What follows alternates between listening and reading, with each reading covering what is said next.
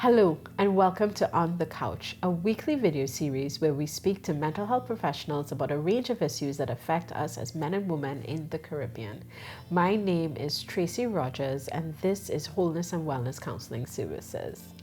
Today I have with me my friend, clinical social worker, Akilah Riley-Richardson. Welcome. Hi. Yeah. So today we'll be talking about infidelity.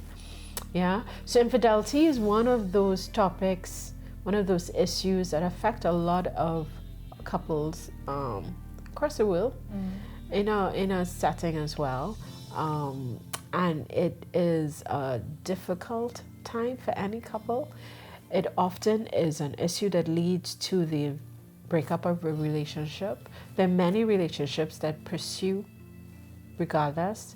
And it's a huge topic. So there's only so much we can talk about in this segment. And there are different types of infidelity as well. There's emotional infidelity, there's physical infidelity.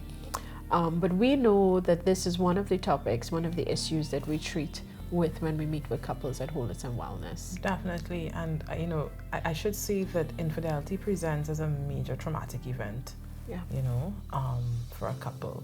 And when we have couples who come into therapy dealing with the issue of infidelity, the person who is deemed to be the hurt partner, the person who feels deceived, often presents with what we call PTSD symptoms, post-traumatic stress disorder symptoms.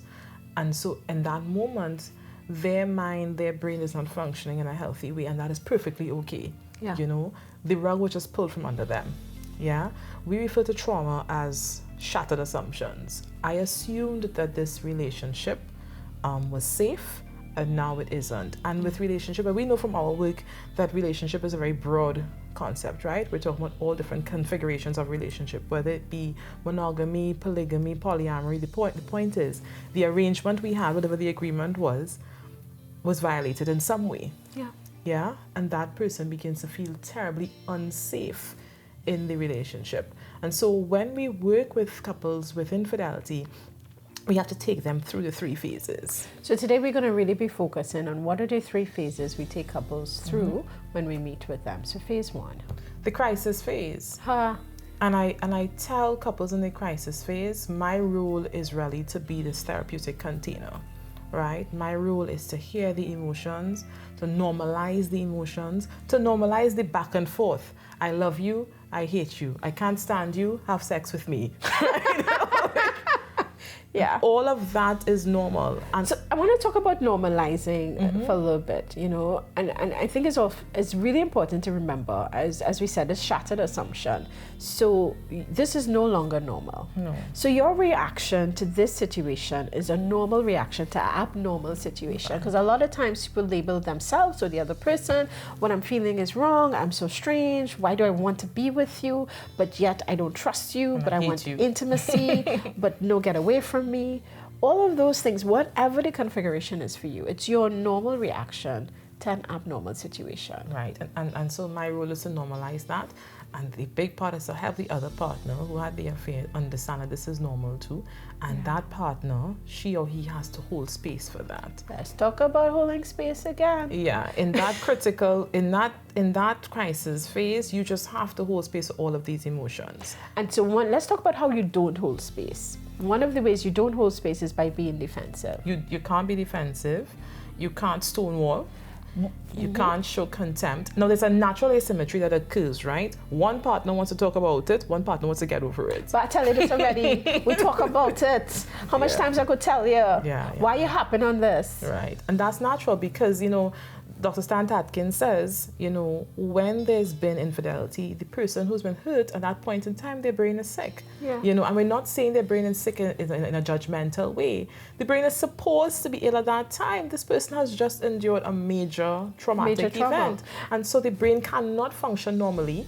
And we both have to understand that. The therapist and the person who had the affair needs to understand that right now, my partner has just endured a major trauma and they're not supposed to be okay. So I have to be okay in this time with the paranoia. Yes. I have to be okay with the obsessive thinking, with the constant questioning. Now, the purpose of the therapist is also still, like I said, to be a container, to find some ways to still regulate that in some way. So in my work, I am not going to allow the person who's hurt to abuse or violate or make the other person feel like a constant perpetrator. Yeah, take that because it's your fault we're in the situation anyway. Yeah. So really our role is to bring some kind of levity Yes. to the situation. Yeah. And when we talked, and I don't want to, we've talked about trauma and the brain and biology of the brain and emotions in the brain for a while in the last couple of months. But I want us to know that when we talk about the brain as endured a trauma, our brain in terms of what is released and how it functions does not really register the difference between a trauma of infidelity versus the pit bull that bite me versus the hurricane that come and blow away. It just registers trauma. In fact, self-criticism is also registered the same way. So our brain, in terms of what it's doing, is responding to a trauma, and the brain looks the same. So sometimes it's easy for us to underestimate. Yep.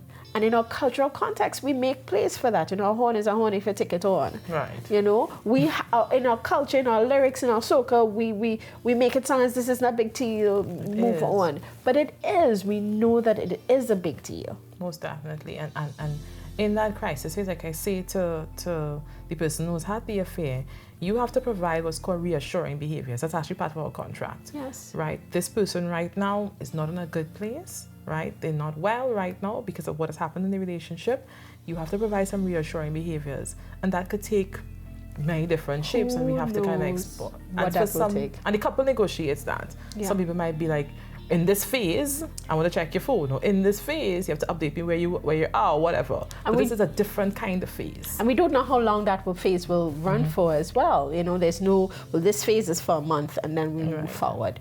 We want to talk about the other two phases, but we want to do that in a follow-up episode. So we're going to stop with that. And so the key takeaways from this episode is that when infidelity occurs, it is a major trauma to the hurt partner. There's an assumption here that's shattered. Our brain is in that fight or flight mode. This is not a good thing for us, and it is a process, and it requires a therapist who can really hold that relationship for the duration that we're working on it. So we're going to come back and follow up with this. If you need to get help, or you think that you're experiencing struggles related to infidelity in your relationship, please feel free to reach out for us for a consultation. Our information is on the screen.